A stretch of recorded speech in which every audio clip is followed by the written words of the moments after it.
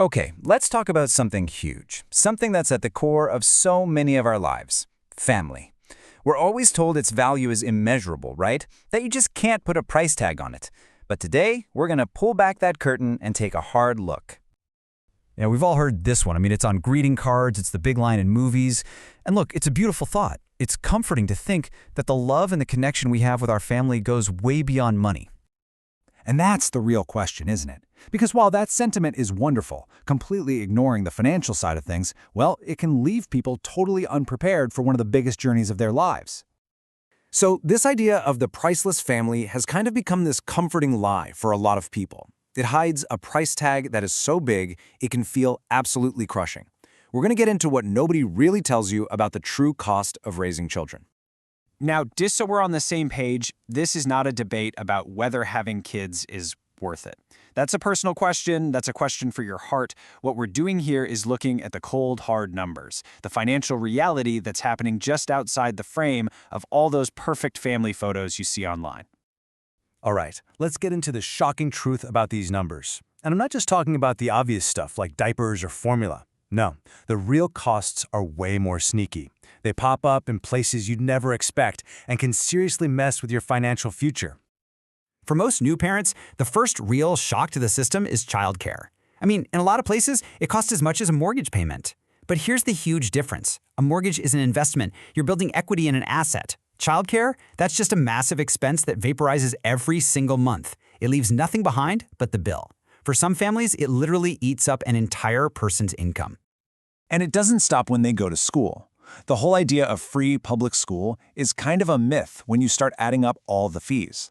It's like this financial escalator. It starts with the pressure to buy a more expensive house just to get into a good school district, and then it just keeps climbing, all the way up to that Mount Everest on the horizon: college tuition. You know, there's actually a word for this. It's called kidflation. It's this unique supercharged inflation that only applies to kid-related stuff. Think about it. Youth sports leagues, summer camps, birthday parties, the prices just seem to balloon at this insane rate. And it's all driven by this social pressure, this fear that your kid is going to be the one left behind. But honestly, the biggest costs aren't always the ones you see on your credit card statement. We need to talk about the hidden financial toll, what economists call the opportunity costs of being a parent. This is a massive one. When one parent cuts back their hours or leaves the workforce altogether, often to deal with those crazy childcare costs, the financial hit is just huge. We are talking hundreds of thousands of dollars in lost income over a lifetime. And that doesn't even touch on the missed promotions or the career ladder they could have climbed. And what about the money you are making? You know, that money you were so carefully putting into your retirement account? Well, now it's paying for soccer camp. The vacation fund? That's going towards new school clothes. Every single dollar that's spent on your kid is a dollar that isn't being invested in your own future. So how do people cope?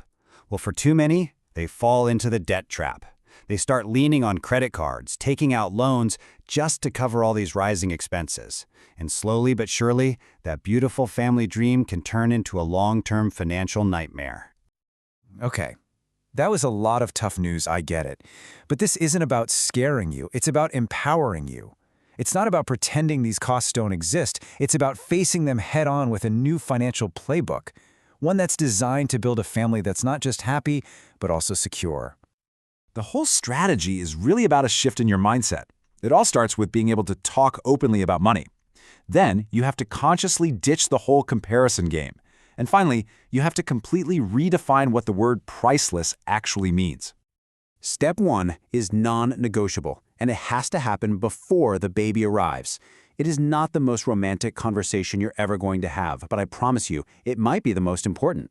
You have to get on the same page about your goals, your fears, your expectations, and then build a budget that is realistic and includes all those huge items.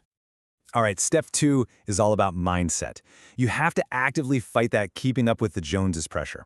You don't need every gadget. They don't need to be in every single activity. In the long run, what your kids are going to remember are the experiences you share, the family hike, the messy game night, not which toy was the most expensive. And this brings us to the last and maybe the most powerful step: completely redefining what priceless means. See, the old view is that priceless means an absence of cost.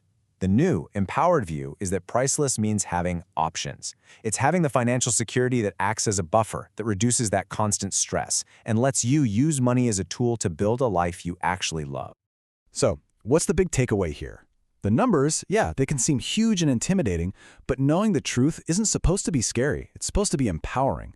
Understanding the real financial picture is the very first step to making a smart plan and building a family that is truly and sustainably priceless.